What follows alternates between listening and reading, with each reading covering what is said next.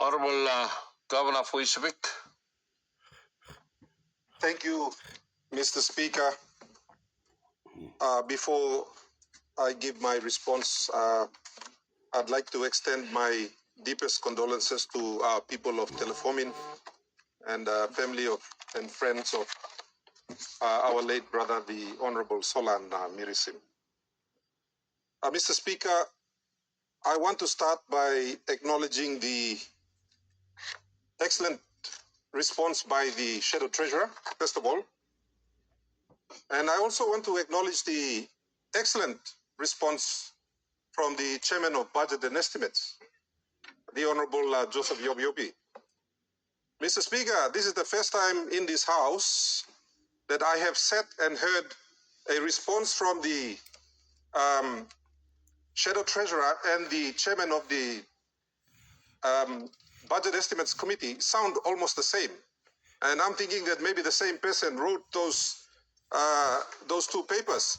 However, I say that because it is quite rare for two different, one in government and one in opposition, to come out with the exact same failings in a budget, Mr. Speaker. Now, you will find, Mr. Speaker, that a lot of the things I wanted to say were already said by these two gentlemen. But I can tell you that I wrote my own speech, Mr. Speaker. And it took me many sleepless nights of going through the books.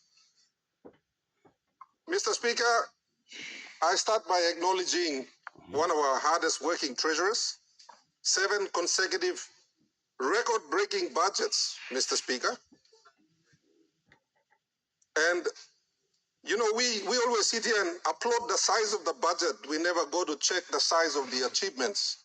But in any case, Mr. Speaker, many Papua New Guineans are watching this debate and they're asking themselves one simple question. When will these record budgets translate into record-breaking solutions, Mr. Speaker? When will they feel safer in our communities?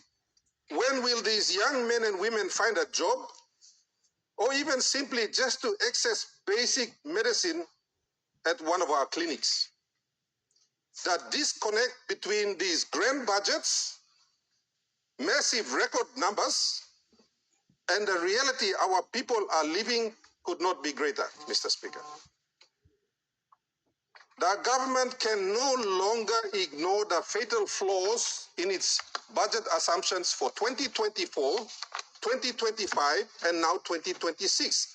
Mr. Speaker, they are repeating the same mistakes that we have seen in the last 2 budgets, and I will outline this as I continue.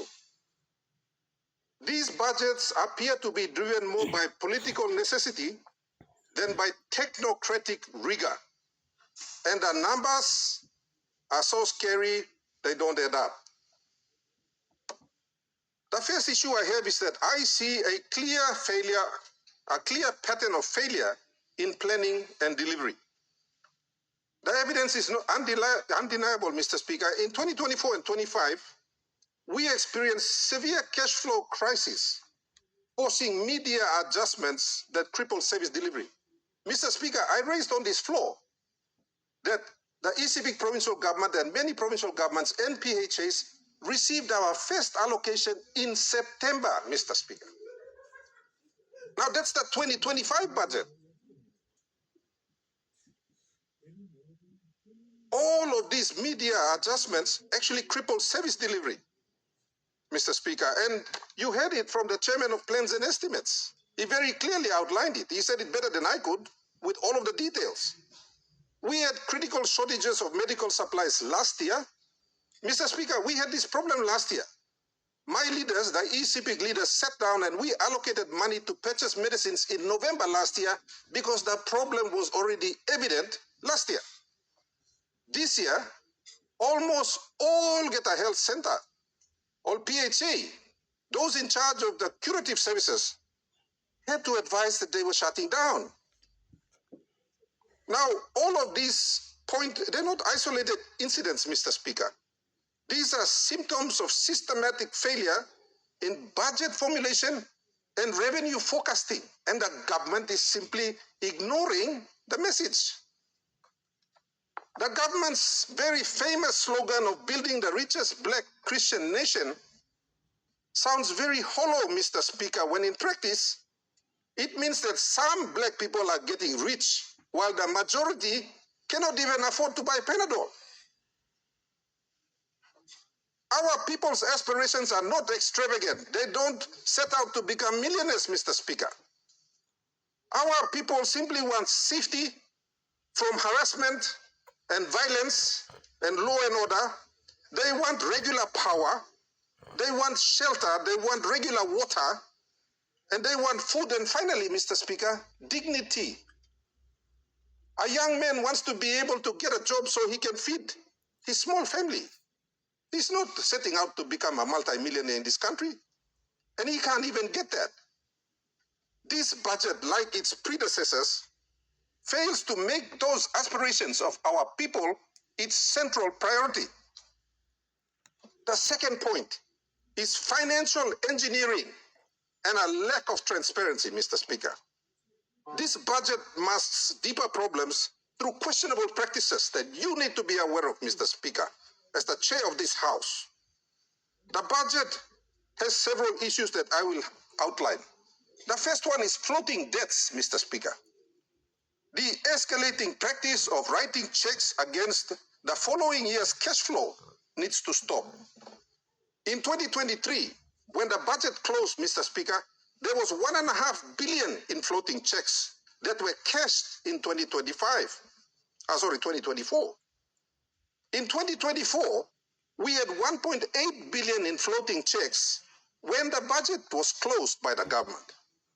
Now, what this effectively does is you take out a mortgage on the following year's cash flow, Mr. Speaker. How much money you may allocate him now? Yeah, and that's all floating checks. When they close the account in 14 days' time, only pass him. That's all floating checks, but I money lo first na second quarter blow next year. Because that's been the practice we see in 2023, 2024, and it's floating into 2025. And it's likely to float into 2026, Mr. Speaker. Now, this same model is applied at scale in the Connect PNG program, where billion kina contracts are awarded with payments deferred for future years. Mr. Speaker, I raised this issue on this floor when I was sitting on that side in the 2024 budget debate. It is now come home to haunt us, Mr. Speaker. The second issue in terms of this financial engineering that I speak of, they are off-budget allocations, Mr. Speaker. In 2023, 980 million kina was diverted, as demonstrated in the FPO in 2024. Final budget outcome, yeah, let me step inside, Mr. Speaker. I'm not making these numbers up. We still don't know who got the 980 million, Mr. Speaker. Now, in 2024, if you look at the final budget outcome again, there's another 900 million kina that was allocated to certain special provinces, Mr. Speaker. And I can assure you, Manus is not one of them. We need to know the people of Papua New Guinea deserve transparency on the way the national government is handling public funds, Mr. Speaker. Number three, lack of transparency on close of account funds.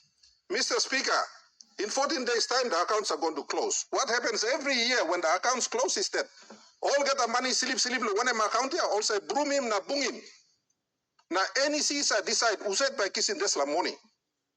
There is still no accountability over the last 6 years. Every year also sweep him 300, 400 million na bung him here.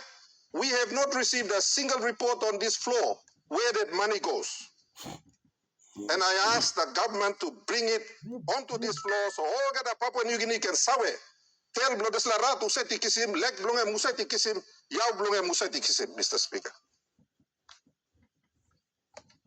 The fourth point I wish to raise, Mr. Speaker, is in hidden liabilities. Now, I remind the House, I raised these issues in 2 subsequent budgets. Finally, the hard-working people in Treasury have confirmed exactly what I have been saying on this floor, Mr. Speaker.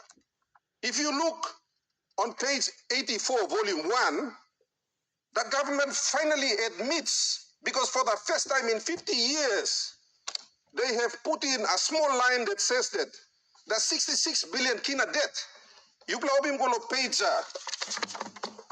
84 of this book, number 1, volume and a second.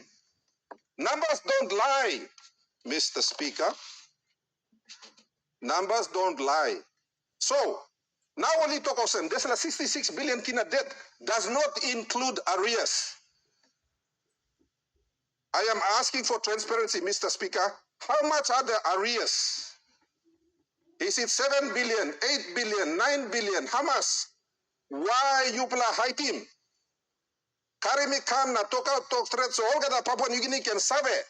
What is the true debt? You are hiding it from IMF, you are hiding it from World Bank, and you are hiding it from the people of this country, Mr. Speaker. Mr. Speaker, I raised serious issues about the funding of the Connect PNG. Finally, if you look at the WEX budget, they are allocating 100 million kina a year for arrears. Now, only got Narbla arrears can, Emily high team backside lo Connect PNG, because their own budget books tell us, Mr. Speaker, numbers don't lie. Those are your numbers, not mine. Now, what the government is doing is not fiscal consolidation, Mr. Speaker. It is a deliberate effort to keep massive state liabilities off the books. Only talk 66 billion, but true number here is not on the books. We are not seeing it, Mr. Speaker. Now, there's a lot of kind line also, IMF na World Bank of backing you plan heighten this number here. Someone needs to tell us the truth. What is the total number for all of the Connect PNG contracts? Is it 10 billion, 12 billion? How much, Mr. Speaker? These are, again, mortgages on future revenue. The house, the people deserve to know. This is clever accounting, Mr. Speaker, because what they are doing is only kisimol contractor working work now by paying more next year and a year behind. So trupla di now yeah, emi stop finish, but only no put him on top so all people by looking, Mr. Speaker. Clever accounting, creative accounting. And I am asking again, is IMF and World Bank endorsing this practice of clever accounting?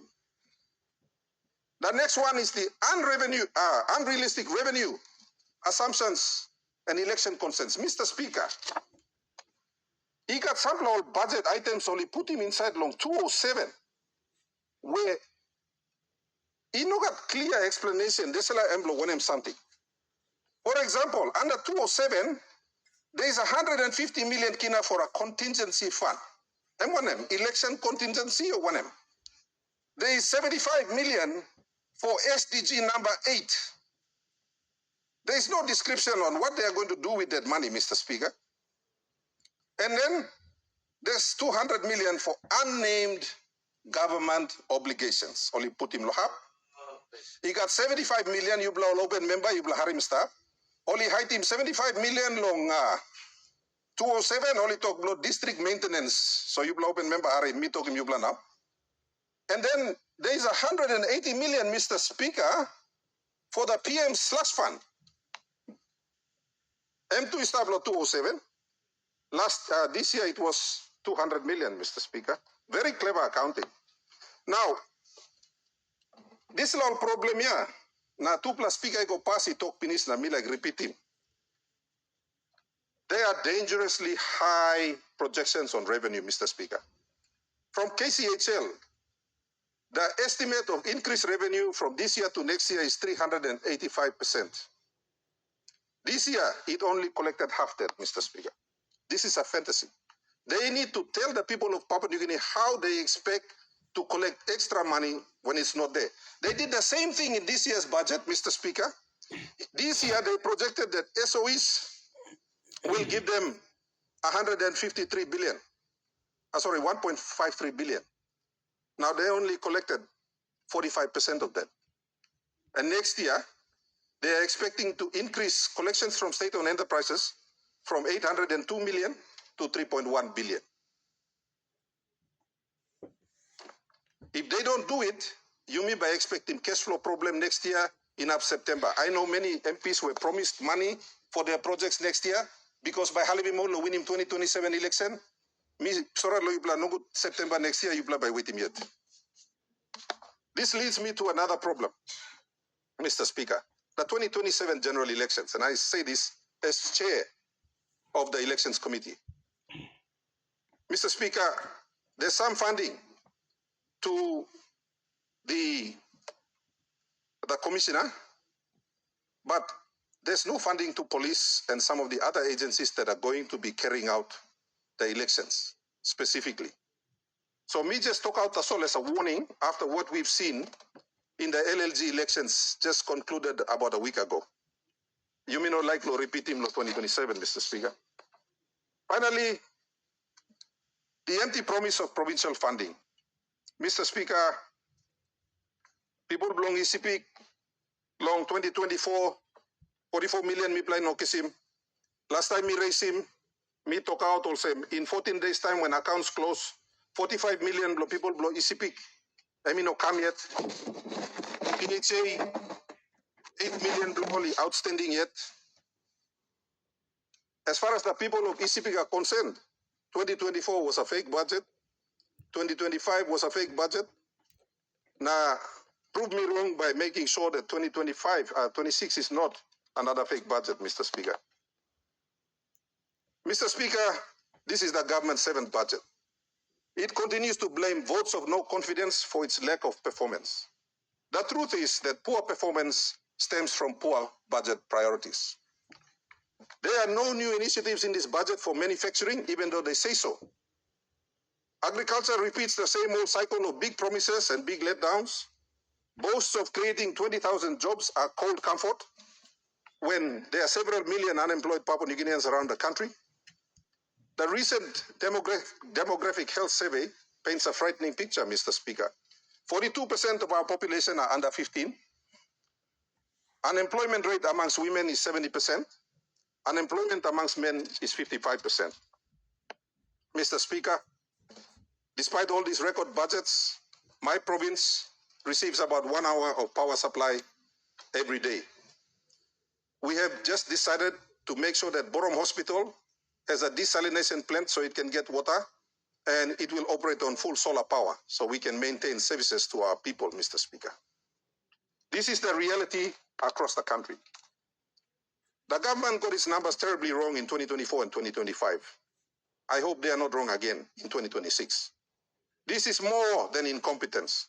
It is fundamental dishonesty in its accounting to the parliament and to the people. Government has the numbers to pass this budget, no doubt. Its members have been promised many goodies for next year to help them with re-election. But, as I said earlier, you will all be grumbling by June or July next year, Mr. Speaker, as these promises fail to materialize. One final point. The PM has been calling for accountability from provinces. So I want to ask the PM, what about accountability from your office? The PM's budget for his office and his PIP and his 180 million slush fund totals 548 million this year, Mr. Speaker. The Prime Minister's office will spend more money than 16 of our provinces. Only 6 provinces will spend the same amount as the Prime Minister's office, Mr. Speaker. ECP has 700,000 people, and we are looking at a budget of 370 million kina this year. Manus is not going to receive as much money as the PM's office. Most of you here, your provinces are not going to receive. Central will not, West Sepik will not, Medang will not, East New Britain, West New Britain, New Ireland will not, Chimbu, Jiwaka, Western Highlands will not, Western Province will not, Gulf will not, Central, Milne Bay and Oro will not, Mr. Speaker. The Prime Minister needs to lead by example and show what all these monies, over $500 million every year that his office spends, has achieved before he calls for accountability from anyone else. Security with growth, Mr. Speaker.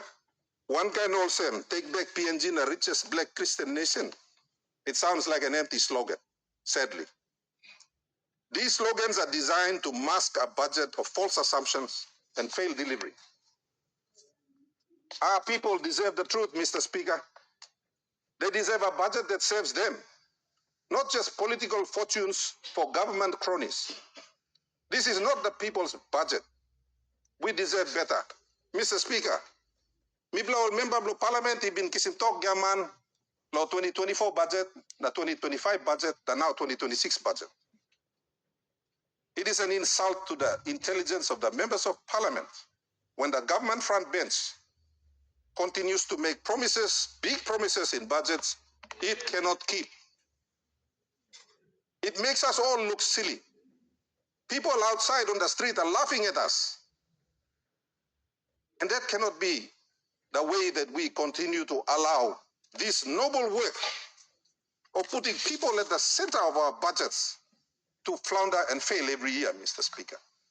Let me ask him, you member of parliament, especially colleagues on the government side, you should be holding your front bench to account. No can Larry Mipla opposition come na karim heavy bla work lo luglo country. I mean work blo Mipla one and work blo yumi olgeta. So I appeal to you, honorable leaders, think of your people. 16 provinces will receive less money in next year's budget than the Prime Minister's own office. Thank you, Mr. Speaker. Honorable Minister of Education.